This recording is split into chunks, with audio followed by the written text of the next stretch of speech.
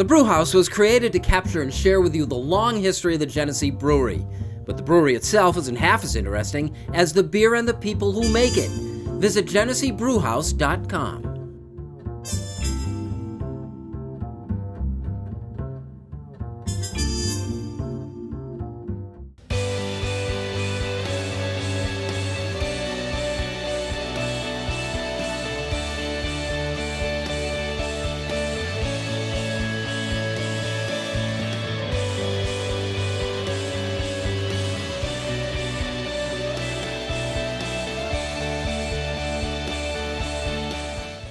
Hi, everyone, and thanks for joining us. This is the Rochester Press Box presented by the Genesee Brewhouse. Nice to have Toby Motyka here, and it isn't necessarily your swan song because we're going to have you back. We're going to have a chance to talk a little bit about moving out of the business and the next big step for you. Mike Catalana co-hosting. Good to be here. And Pat Duffy. I didn't check and see what you have on. Eastern Conference Finals have the Bucks authentic on-court warm-up jacket. When the Bucks are relevant, I need to wear all of my Bucks stuff that I have because it ain't going to be for much longer. Does that help you dunk? Does that help you get up and dunk? Yeah, I've been losing weight. I'm getting up now, Toby. Are you calling a Toronto win in that series? Yeah, I think so. No, Toronto's not winning that series. Oh, the my Bucks God. have been the best team in the league all year long, and you watch, the Bucks are going to end up winning the NBA championship. You've been saying this year. so much stupid basketball stuff off camera today. It's really making me angry.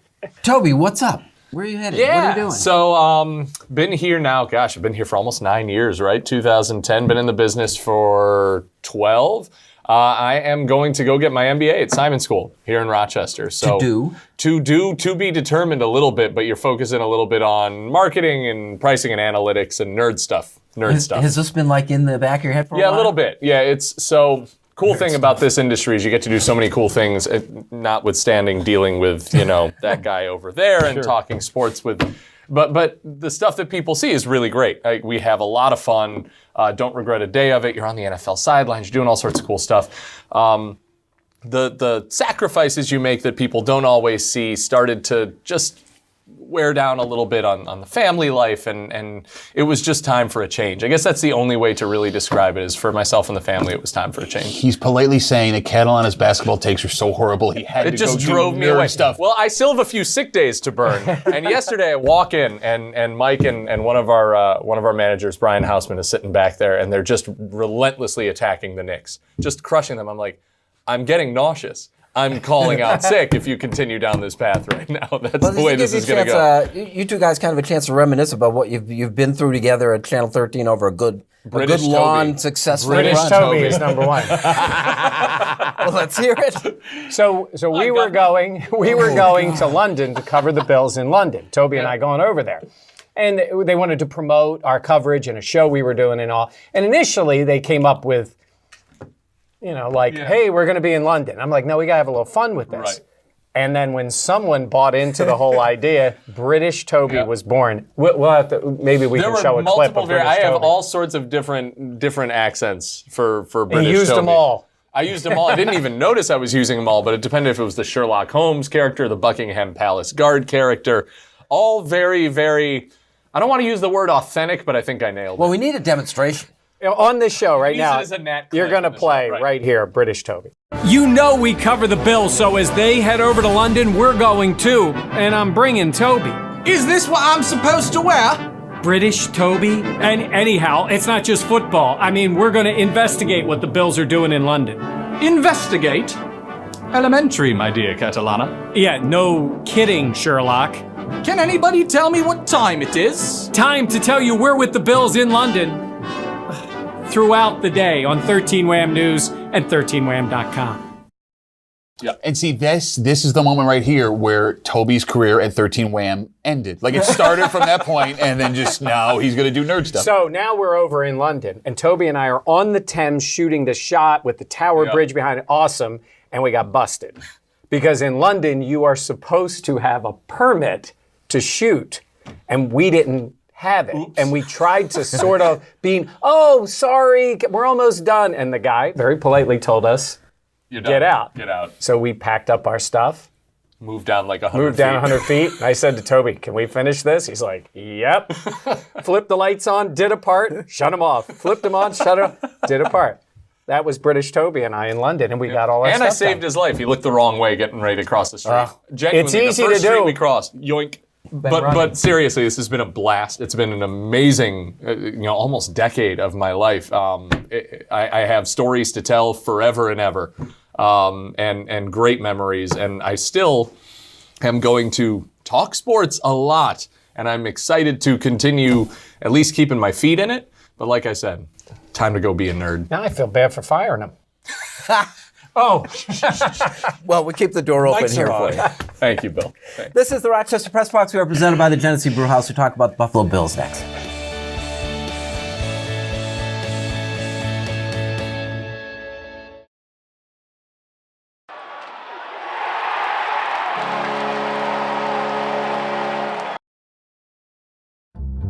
The Press Box is brought to you in part by Bay & Goodman Pizza, a local Rochester favorite. Corner of North Winton and Browncroft, Bay & Goodman Pizza.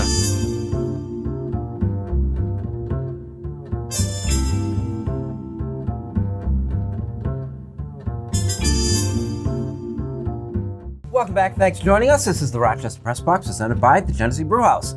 Not a lot going on with the Buffalo Bills this week, but it strikes me that there's the retirement of EJ Manuel really officially flips a page on the franchise, don't you think? It does. I mean, they had already obviously moved on. He had moved on, and whatever it was. The EJ thing, and it's funny because Toby and I were there at the Combine that year. EJ was an impressive guy. He was obviously overdrafted in the position he was. I still think the guy could have played NFL football. I think he was the victim of, again, the team forcing taking a quarterback. And then, as Toby knows, he was also the victim of Doug Marrone never really wanting him. EJ's most impressive 2 games were the first 2 of his career. It all went downhill from there, and that told me personally that he was just in the wrong situation. Everything's situational, right? You look at Tom Brady. If he wasn't drafted by the team and the coach he was drafted by, and not behind Drew Bledsoe, who gets concussed, and then he gets a chance to get in there. Different situation. He may have been selling insurance in 4 years because he just never even gets the opportunity to show what he can do. EJ was in a terrible situation. I don't know if he was ever going to be a long-term starting quarterback in the NFL, but I know his confidence was gone. I know his personality was even eventually sucked out of him by Marrone and that entire group. It was just a terrible fit from the start. Like, think about it this way.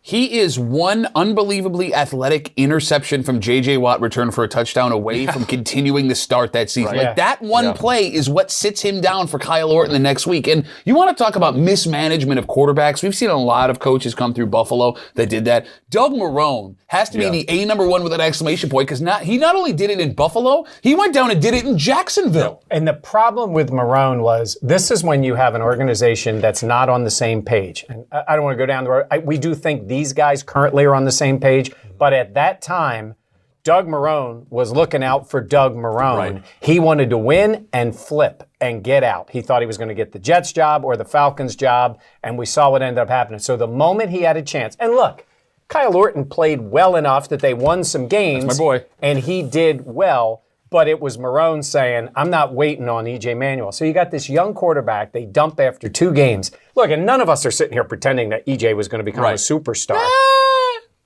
You really think he could have been? I think he could have been better. I think he's a serviceable starting quarterback, right? And to a point where you might be able to make the playoffs with him. And I go back to the Kevin Cobb thing. The Kevin Cobb thing worked out terribly for him. If you look back and say, keep Ryan Fitzpatrick, you already gave him that huge signing bonus, draft EJ even if you drafted him then, you could have still sat him. He was the 16th pick. Instead, it's Cobb, he's hurt, EJ, and you remember, EJ played well even in the little bit that he played in the preseason that year, and then all of a sudden he's out there starting. And to Toby's point, he played 2 games, but they didn't have another guy. Let's play revisionist history. Let's say Cobb doesn't get hurt and starts that season. You're just playing with it. Where does it go? If Doug Marrone is still the head coach, I don't think he ever really buys in to EJ Manuel as his future quarterback. That's impossible because you would have Cobb there to get your guy ready. He's still a first-round pick, a top 20 pick. He would have had a better opportunity to show Marrone what he could do because the front office would have said, you have to do this. I don't know.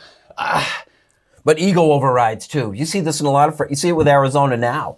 changing quarterbacks, new coach. I don't know. Eagles. I mean, that's a massive mistake. I mean, look, this is the perfect example of why that would be a mistake, even if you don't think that Josh Rosen is the guy. It all goes to that whole, are the GM and the coach on the same page, or you're bringing one in after you've brought in the other, and it's synergy is so important between those two jobs, because if you get one person who wants this guy, but the guy who's making the personnel decision wants another guy, and then you just do this and you clash constantly, you're going to always have a bad situation. I don't remember when that works out. When does that work out when you have a GM and a coach who aren't on the same page? Cowboys, Super Bowls, that's about it.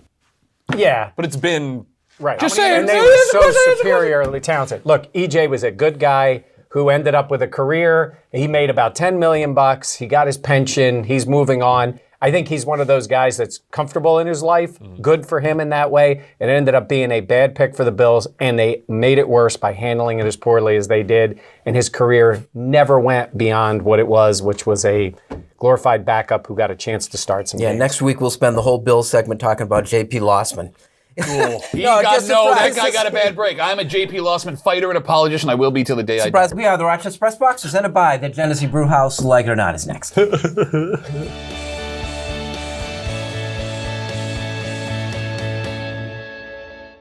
Here's the Press Box Trivia question, brought to you by Market View Liquor, where exceptional customer service meets an extensive selection. Jefferson Road at 390.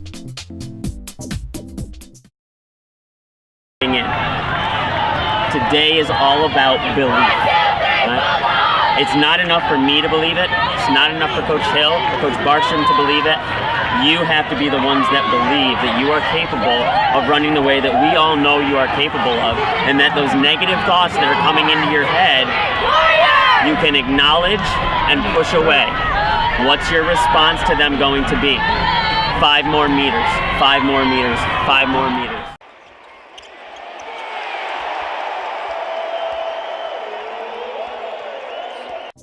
Here's the Press Box Trivia answer, brought to you by Market View Liquor, where exceptional customer service meets an extensive selection. Jefferson Road at 390.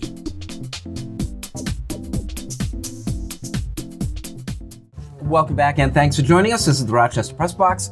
We are presented by the Genesee Brew House. Like it or not, the NBA ping pong ball draft. I got out of beer league hockey on Tuesday night.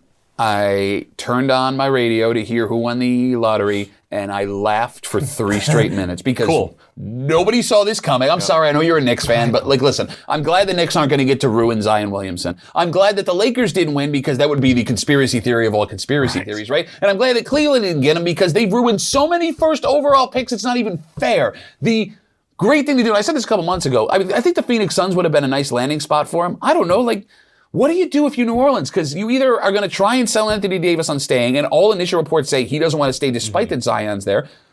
What are you going to get back that you can pair with Zion that's going to make all of this worth it? And is his star bright enough to shine in a city like New Orleans where Anthony Davis was having trouble attracting attention and ratings? So he can, because Zion is much more of a personality than Anthony Davis. Anthony Davis is one of the top 3 players, whatever, in the NBA. He doesn't want to be there. They're going to end up trading him, and they're going to build around Zion. And the idea that New Orleans is one of those places, they kind of are in the NBA, except Oklahoma City became a prominent team. If you have the right players, they will be on TV. Well, Zion is, at least personality-wise, and his style of play is way more entertaining than Anthony Davis. Anthony Davis is a great, great player, but if he doesn't want to be there, they're going to end up flipping that for picks and players and try to build around Zion. Knicks wouldn't have ruined him because they're getting Kyrie and Durant.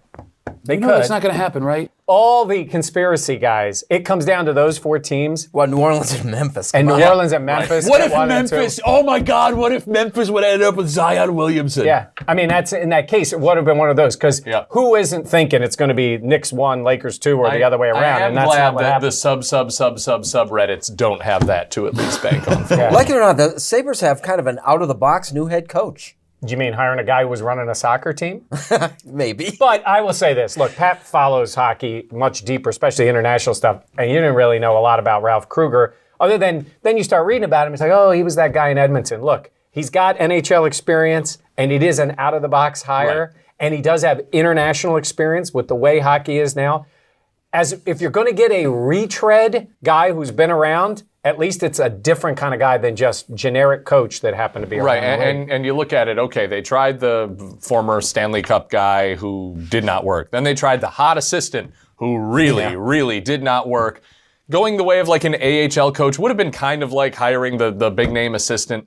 So you go with sort of an in-between. You go with an eccentric personality who has some experience over there and then a little bit more over here and dabbles in this. The best description I saw of him online yesterday was he's like hockey's most interesting man in the world. The Dos Equis guy who sits back and just, kicks it. Love it. The whole thing, beating the drum, was we want a coach with NHL experience. He's got 48 games of NHL experience. And he was the head coach for the Swiss hockey team. Keep in mind, he 48 games during a lockout short season. season, yes. And then they made a bad move when they let him go because I think it was Eakins that got the Dallas job. Eakins was the guy job in and it didn't work out as well. And I've heard some Edmonton people say that was a mistake, that maybe he would have stayed there long. Regardless of what ended up happening, he still only has 48 games as a head coach. He's been in the NHL. Look, they're a mess, and swinging at somebody different also does what for Jason Botterill? This is his shot. Right. Because you can't come back if this one doesn't work. I don't think he's coming back from this. This is the Rochester Press Box, presented by the Genesee Brewhouse. Unfinished Business is next.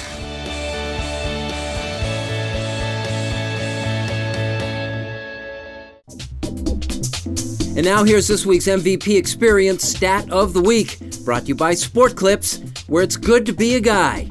No appointment ever needed.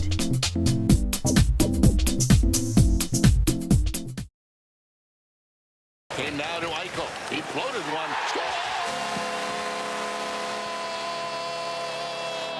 Baskin-Robbins ice cream flavored coffees are back at Dunkin'.